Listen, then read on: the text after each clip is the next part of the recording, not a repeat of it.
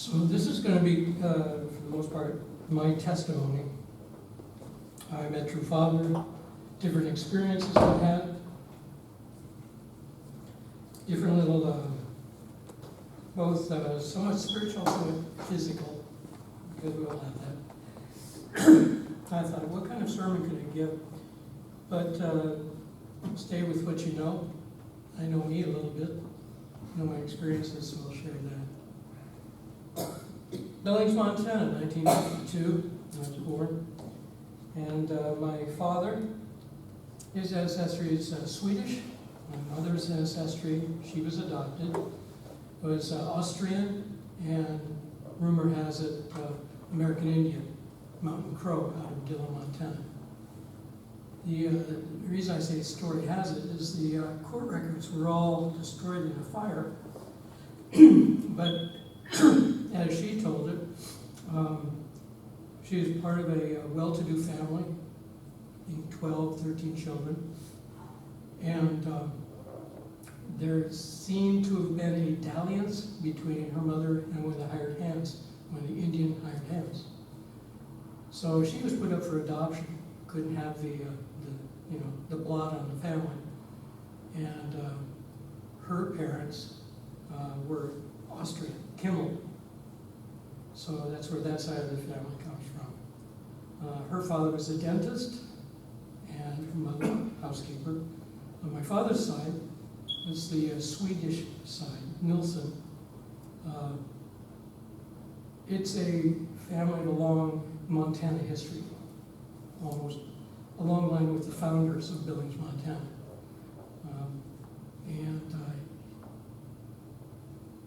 My grandfather, through the father's side, he was a World War I veteran, and he ran a machine gun during the war, and that's part of the war. And my father was in Korea in 1946 as part of the restoration of the country. As he puts it, if it could be moved, it went back to Japan. So the country was just completely empty and devastated. And one of his stories was simply, I don't know how they do it, but those little girls in Korea, they'd come to our garbage dump because you know how prolific American Army garbage dumps can be. And they would cut the bottoms out of cans, smash them flat, pound them with a rock till they're really, really flat. Then bundle them into stacks and take them home. They'd be used as a number of different to fashion a number of different things, not the least of shingles for homes. And also, I guess, different people who would forage would melt down that tin, use it for other things. So I grew up primarily with a life of mountains, hiking, hunting, fishing, and I was a competitive shooter in the NRA when I was younger. Grew up with weapons, all kinds. On the weekends, Dad and I would go out, we had a farm property along the Yellowstone River, which is only about 10 minutes outside the city of Billings. And man, we would burn up ammo. It was a lot of fun. And he had friends, also from World War II and Korea, and they would bring sometimes their weapons, machine guns,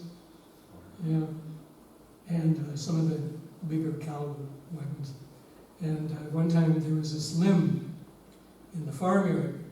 It was a dead limb. It was just hanging there, waiting to come down. So they decided, let's shoot it down. Now that's fine as long as the limb is this big, but when it's hanging, it's only got a little piece of strand, and it takes quite a bit of accuracy. And we had a lot of fun.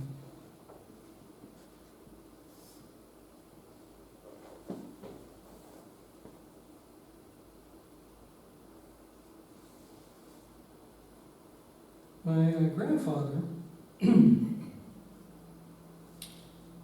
would have a common phrase, and it wasn't until after many years I was in the church that I figured out what the phrase actually meant, as opposed to just being part of his character.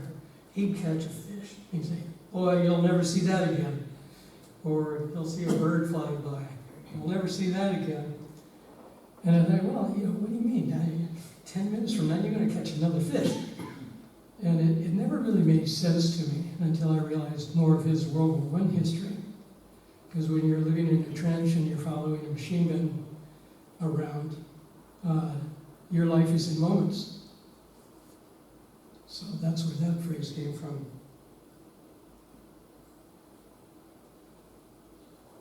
So hiking and camping, backpacking, and climbing was where I had my first spiritual experience. It was in April 72.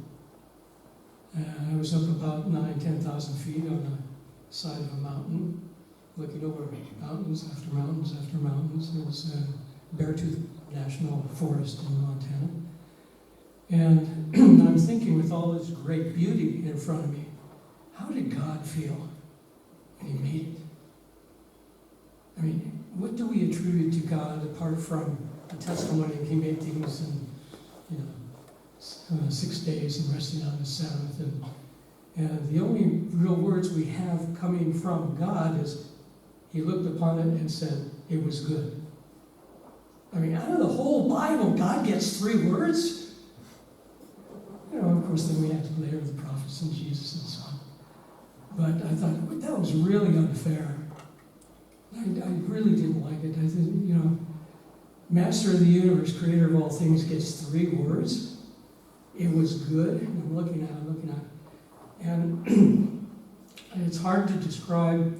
People might say a golden bubble or energy of yellowish, goldish dimensions seemed to form around me.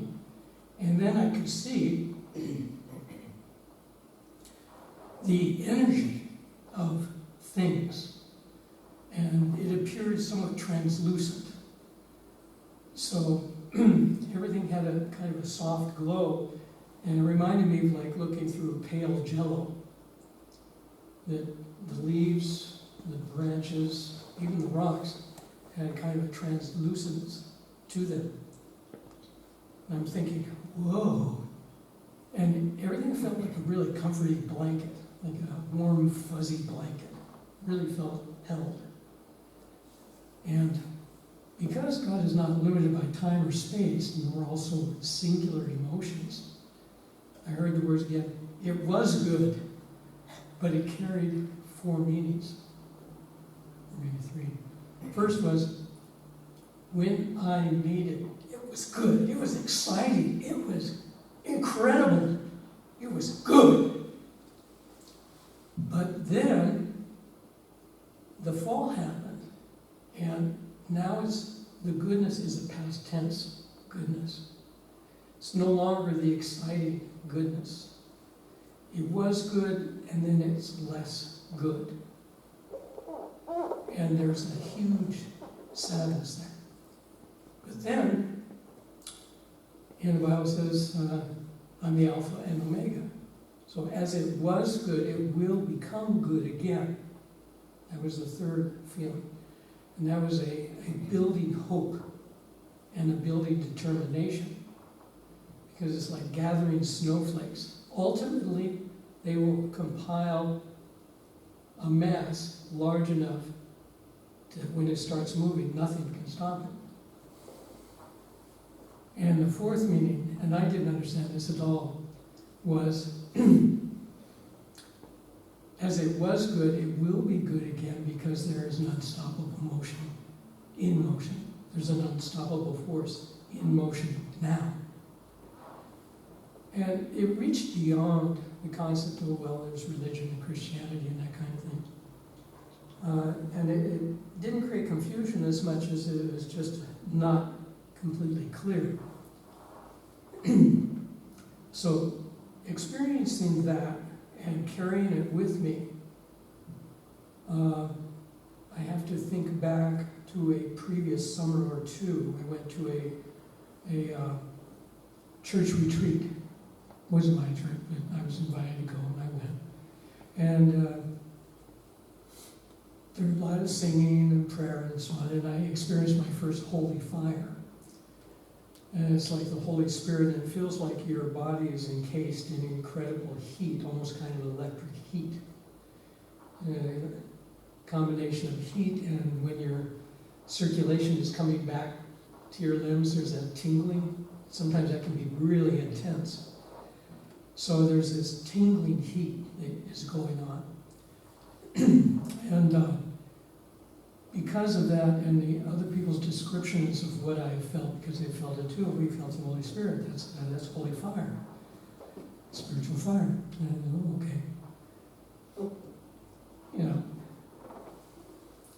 that was a couple of years before, and then that experience on the mountain combining, and the following month, I was witness to through, I can't really call her a girlfriend, we were just meeting, and I had her on the back of my motorcycle. We were going to go out to the farm property by the river and cook hot dogs and do some shooting. She was interested in learning how to shoot. I said, okay. And then I picked her up, and she says, can we stop by this other place? And there's going to be a kind of a church meeting. I was really interested about it. Somebody talked to me yesterday. I thought, well, there goes those plans. And I said, yeah, sure, why not? And what really caught me was, yeah, we're going to have coffee and donuts, sit in a circle on the floor and talk about God. Now, at that time, in the 70s, Hare Krishna and the super Jesus saves everybody, grab you by the collar, and are you saved? This was in full swing. The whole country was mobilized in that kind of witnessing spirit. And it kind of laid on me like a wet blanket. I didn't feel real comfortable with that stuff. But when it was something simple, like informal, sitting on the floor in a circle, eating coffee, eating donuts and having coffee, and just talking about God. Now, I just had my experience with God, so I was really keyed into that particular one word. Everyone else was saying, talking about Hare Krishna, let's talk about Jesus. But that was different to me.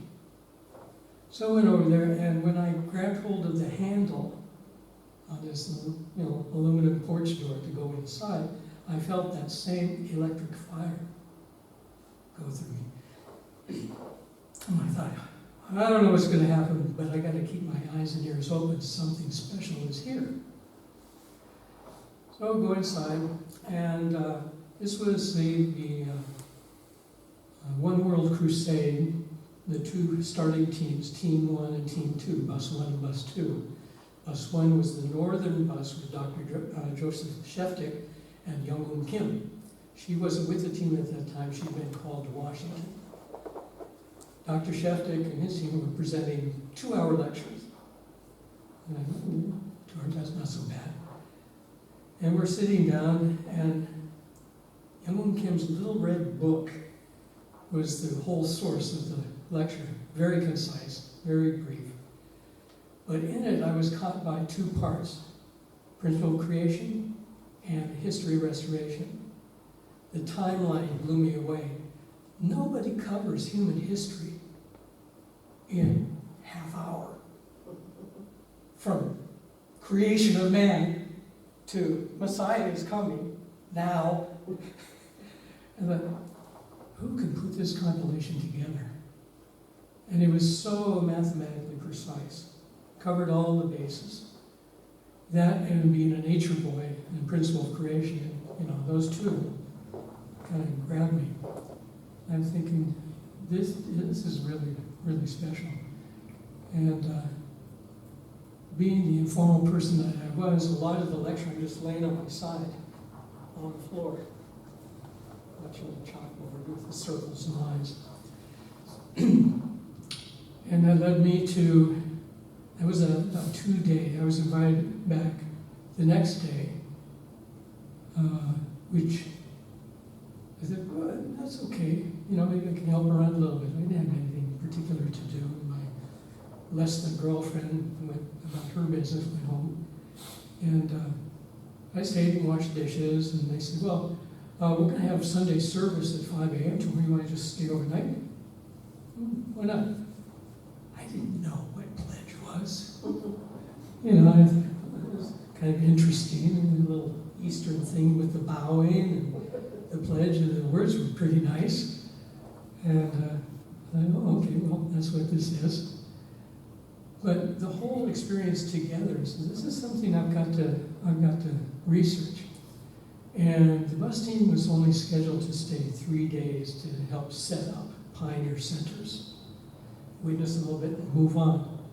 So I said, Dr. Sheffield, can I come? You never saw anybody's mouth fall open so fast. He said, what do you mean? I said, well, I'm packed to go. I'm getting ready for like a 3-month trip into the mountains. I'm all geared up and ready for travel. He says, well, we're leaving tomorrow morning. No problem, I'll be here. So in the course of things, I went on the One World Crusade bus.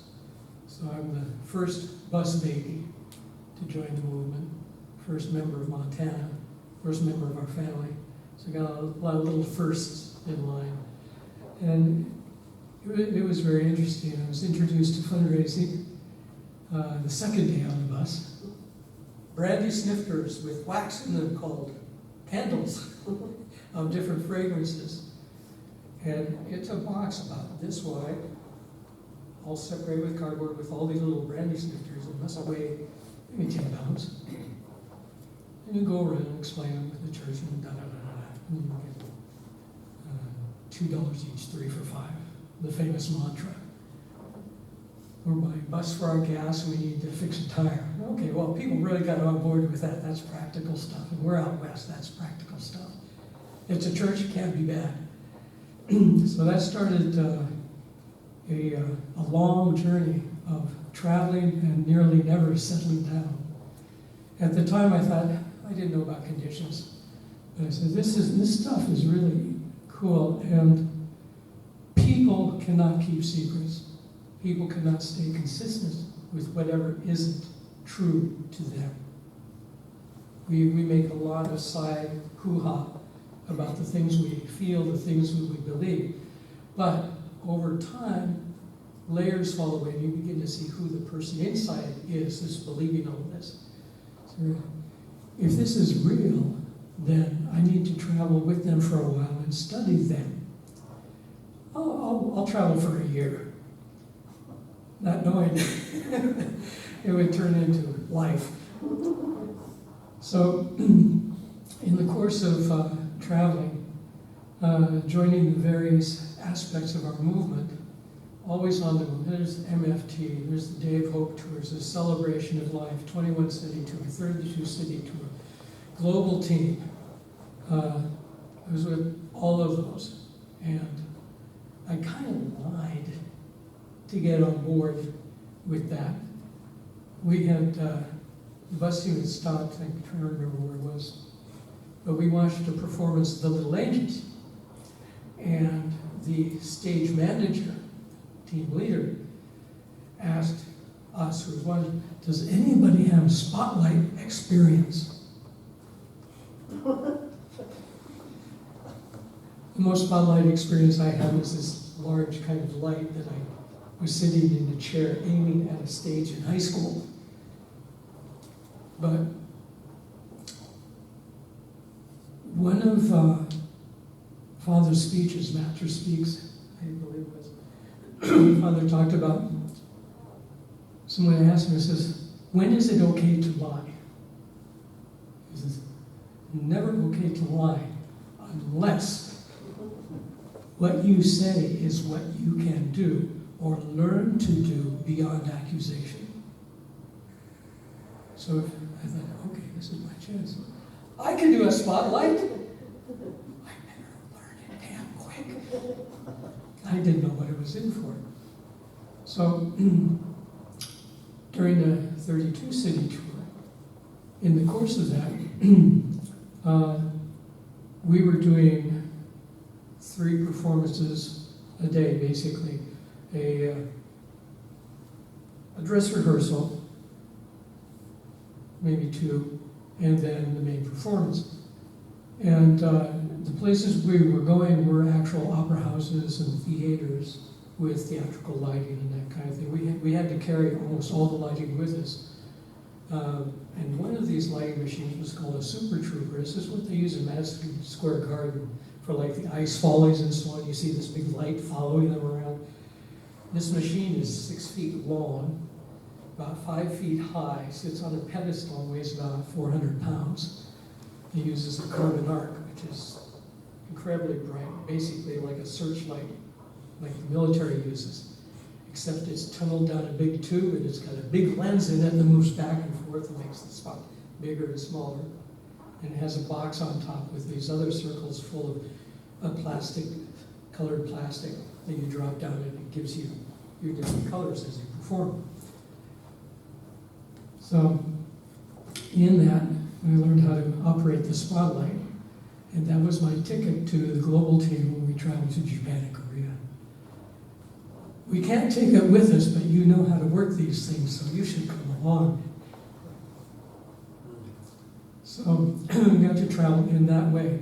Now, experiences with Father in the course of all these travels, I was with what was called the mobile staff.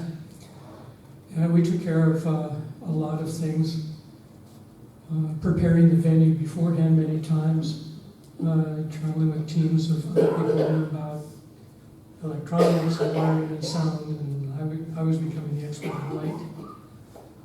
But we also got to see those who serve True Parents directly.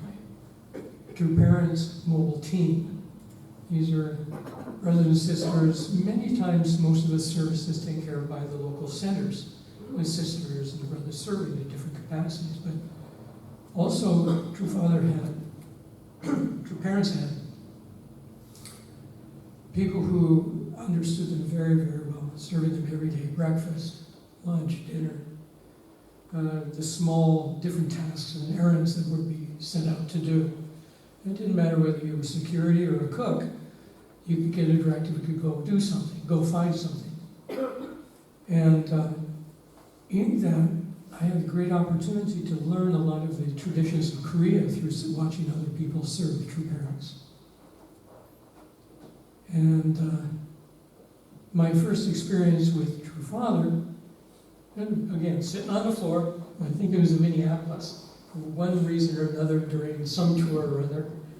And Father's sitting in his chair, and it's a nice chair, and he had behind him, or beside him, a bouquet of flowers. How many? First time to see me. And the hands go up. And he begins to talk. And he's talking a little bit about principle of creation and balancing the concept of science and God's power. And he reaches around and grabs a chrysanthemum out of the bouquet. Now, to me, that was kind of shocking. I'd never seen anybody reach over and just take something out of a presented bouquet. It's not something I would ordinarily do. I mean, this is a nice bouquet. It's not mine, it's just presented to me. Father takes dominion wherever he is. He grabs the flower and holds it up and says, "Can you make one?" All of science, not even one petal. Of course, he's being translated, but some of it is his broken English. He says, "Not even one petal. You can't do. God do." So that was the first time I met True Father. True Mother was not traveling at that time with him. The next experience I had, in which I'd seen him many times, mostly from a service distance. And sometimes I could overhear different talks, and he'd have leadership meetings and so on. But once we had just purchased Belvedere, and the team I was on stopped by to see what we'd been fundraising for the past 6 months. I figure I own about 7 square feet of Belvedere, a piece of holy rock. And we go in, and who here has been inside the main house? Right, as you go in the front door, you can go left into the kitchen spaces, forward into the big dining room, you bear right into the library, study hall, and what was called the oak room, or the white room, because it had a white, big, thick, kind of shaggy, fluffy, expensive carpet on it, pure white. And it was all in oak paneling, and had a big piano in there, and Father was sitting in there. There were about 20 of us, and we all kind of jammed in. Who see Father first time? And some hands went up. I'd already seen him, so I kept my hands down. And he began to talk, and he stopped for a moment and said, "Who would like to see Mother?" Of course, everybody wants to see Mother. She's not feeling well right now. Come to find out, she was down with a cold and really feeling miserable. She was up sleeping. So one of the staff was there, said, "Go get Mother." Oh boy, here. What do we know how to expect to receive a sick true parent? And I thought, no, let her rest. Here comes your mother. She's dressed nicely. She sits down next to the true Father. And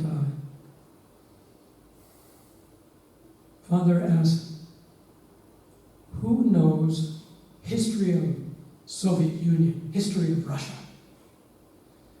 And I guess he had anti-communism going through his mind at that moment, because they had just seen Nicholas and Alexandra, the movie. And he leans back, crosses his arms, and says, "Mother will tell you all about it."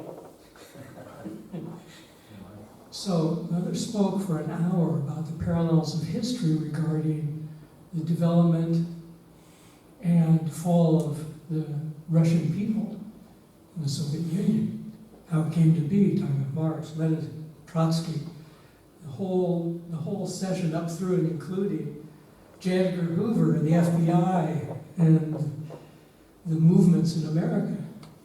This is an intelligent woman who we have seen in many perspectives, but she was like a college professor in that moment. Mother's heart, with incredible, clear, succinct mind, organized and structured, going through these points like she was lecturing anyone. So that was my first experience with your mother. Later down the road, as I went off to on the tours and so on, there was a time where Dr. Bohi Pak was speaking. He would open up a lot of the ceremonies. He would do all the equipment check and so on. And for his mic check, he would repeat the 23rd Psalm. So one day, I'm sitting down in the front row there. I had finished my duties, and I thought, okay, I'll just take a little break. And that comes. At that time, that's Colonel Pak. He's not Dr. Bohi Pak. That's Colonel Pak. Colonel Pak had a bombastic type of nature. Part of that bombastic nature is the fact that he was a little hard of hearing from artillery in the Korean War. So he would kind of bark out, and his voice would project. And it's not like he's angry or anything. It's just he's trying to hear himself as well. So when he's doing a mic check, the mic is booming, and he's repeating the 23rd Psalm.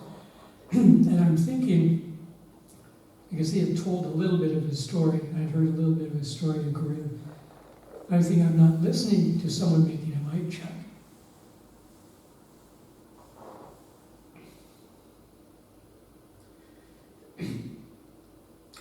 I'm listening to a combat soldier trying to stay alive. And one of the prayers that he would repeat. He was in a situation where he and a company of about 40 men came down a very steep hillside to a riverbank. Across the river is all bushes. And he was thinking at the time, God, I hope there's no machine guns over there. And 3 of them opened up.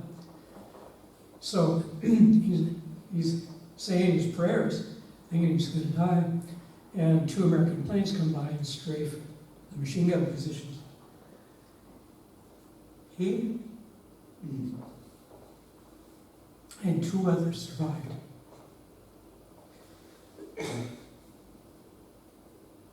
So anyway, when he's repeating this 23rd Psalm, I begin to cry.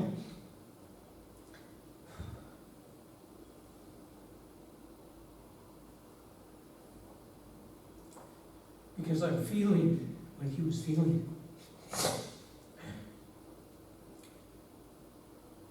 And then moving on, he was watching me, and he kind of stopped. He didn't say anything, but just, and then walked away. Later, after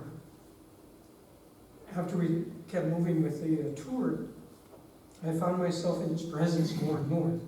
He would, start little conversations and say hi and that kind of thing, and start to relate some of his story, which maybe is for another time. We went on the global tour, went to Japan, went to Korea 3 months each. Got to see a lot of things, experienced a lot of things. Saw Chongpyeong before it was built. It was still in grass and weeds. All that was there was the original hut that he and some members put up. It was a long hut. It wasn't really a hut. It was kind of like a fishing house with a screened area. But he walked around that area, and we went over to the place where Chongpyeong was going to be built. And really there was nothing there but rocks and a little wharf, a little rowboat. So it was interesting to see that, and then see now what has become of that. But upon coming back to the United States, we were sent to 100-day workshop at UTS as a reintroduction back into, eventually we were just going to be dispersed back to church centers and so on. So we were introduced to the 100-day workshop, 120-day. 3 days into that, I got a call from Dr. William Pak to come to Belvedere. I want to see you right now. So then he says, I want you to be my driver. I went, okay. We had developed a pretty good relationship with each other. I understood military ways relatively well, and I was able to serve him with that kind of underlayer of respect. And yes sir, no sir, no excuse, sir. Which I kind of used sometimes. So I started driving for Colonel Pak, and because of that, I got to see True Father, True Family a lot. I lived at Belvedere for about 2 years, and had a little room up in the top area there. But Father would have meetings every morning, usually at 7 o'clock, which meant that I was up at between 5 and 5:30, prep the vehicle, go and pick up Colonel Pak at the main house, drive over there, and kind of blend in with whatever was happening so far as the service staff was concerned, but I could never go very far from the car. I always had to be within call distance, because Father or Colonel Pak would say, okay, let's go. Up, walking. You don't have a lot of reaction time. You really have to run to keep up. So, as a side, True Family. This is back when there were still kids.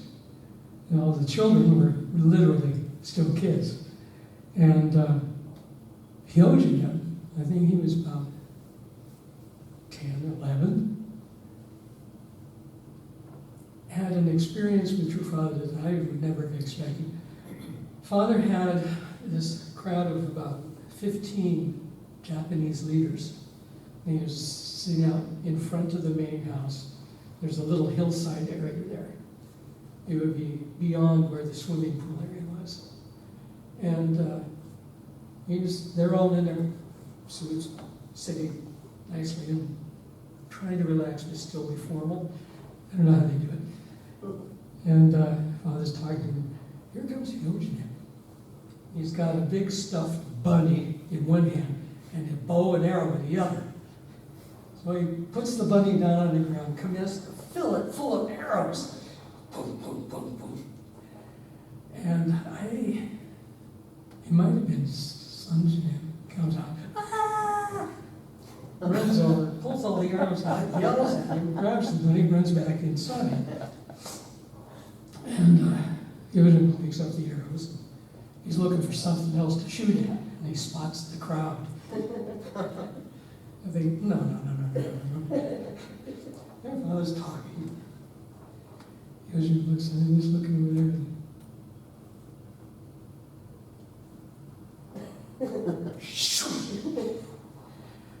And I don't think he was really trying to hit anything, but it came down about 15 feet away from father. Just like,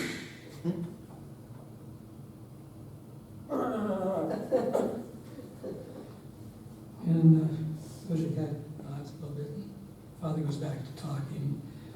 He takes 3 steps back towards the house, turns around again. He landed about 10, 11 feet away from father. So it's like from here to the chair. Oh, this is when you see righteous anger from true parents and a father scolding his son. It's like the walls shook in the universe. He was just screaming and yelling at him, and then mother comes out and kind of pulls it back into the house before I think father could go into belt mode. But it was interesting to see the dynamic that mother would come out and she would scold him a little bit, but embrace and lead him back. Father would go back to that. And I only get 2 more hours. So these are some of the experiences with True Father. And I'll just finish with a brief interview that I had with True Father. During the course of development for the seafood companies, Father was traveling back and forth to Norfolk, to New York, to a number of places down along the southern coast, and driving.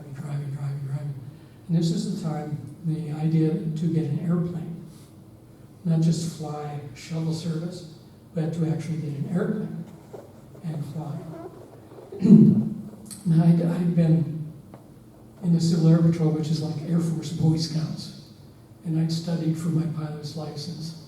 And I was basically what happened is I joined the family and didn't get the license. But I always had these magazines. I was looking at airplane magazines, and one of them was a sales magazine for aircraft at the nearby airport. And Father started talking about airplanes, and Colonel Pox said, "My driver knows about airplanes. Bring him in." So someone comes over, I'm sitting in the car. Bring the car around. Okay, so I come to the front entrance. Come inside, bring airplane magazines. And I had, a stack of them in the trunk, so I brought 2 or 3. And Father sitting in the dining room. It's not big, but it's got a long table and these heavy, dark oak chairs and cabinets full of dishes and mementos and so on. I'm sitting there with some other leaders, and they're eating lunch. And I'm kind of standing off to the side, and Colonel Block comes over and gets the magazines, gives them to Father. Father's looking at them, and he sees one plane, and the prices are on all of these planes. And he says, "New plane, old plane, more expensive, used plane, why?" Well, used aircraft have been improved. They come as a standard machine. But the pilots who fly them want to increase their skills and abilities, communications, all the different technical, electrical instrumentation and so on. And that costs a lot of money. And they're not going to give that away when they sell the plane. So the used price will be higher than a new price because of the added electronics. So I explained that. And others, You want to be pilot? Yes, very much. Aren't you a little short? He did say, he said, aren't you too short? I said, size is not important. Oh, that was a challenge. He said, what is important? Heart, determination, and skill.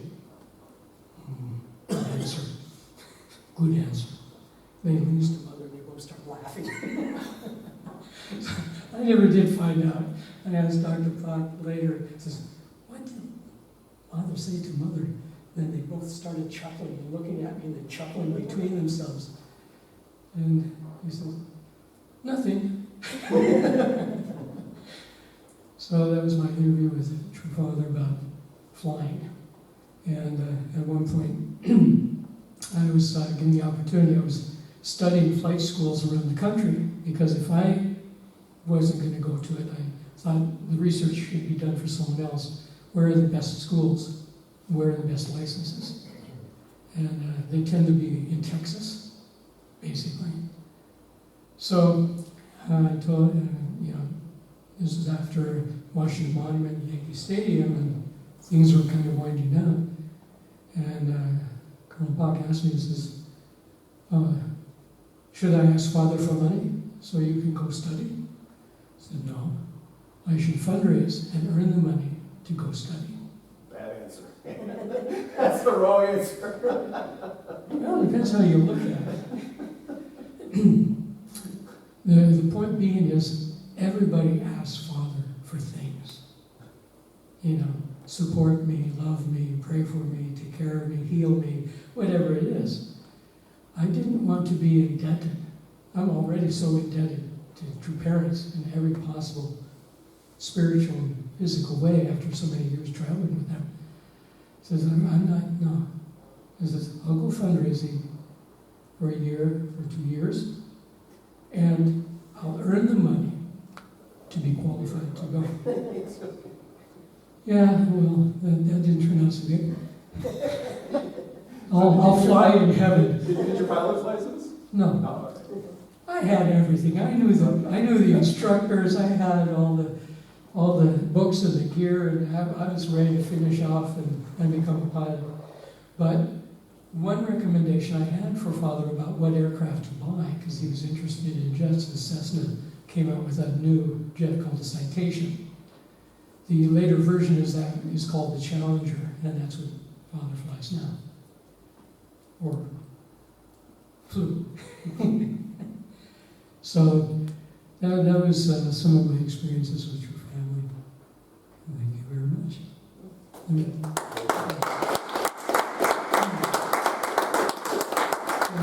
Let me offer a short prayer.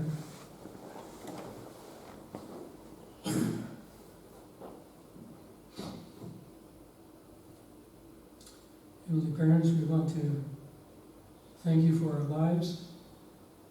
We've all had so many kinds of experiences, day after day, with each other, with central figures, with True Parents throughout our lives. So many different distances and intensities. We've become a tapestry of our experiences. I pray, Heavenly Parents, that we can pass our tapestry of experience, our knowledge, our love for you, our children, grandchildren, second, third, infinite generations. And to offer ourselves to each other now as we go about forward in our service and in our day, and appreciate the offerings and sacrifices of all of us together serving True Parents. Lord, for this, upholding the names of all of us as blessed couples, for our True Parents, Jude. Jude. Amen.